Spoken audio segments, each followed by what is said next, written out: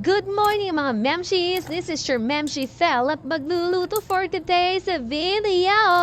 At ang lulutuin namin for today is beef sinigang. Ang sarap naman ng sinigang. Oh, ayan na nga. So, ganyan po ang ginagawa ko pag magluluto ako isang sinigang.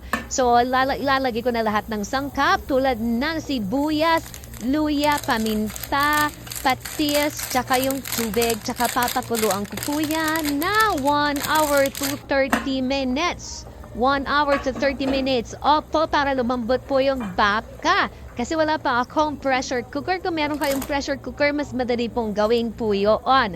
And then, nung malambot na, nilagyan ko na po siya na ang sinigang mix.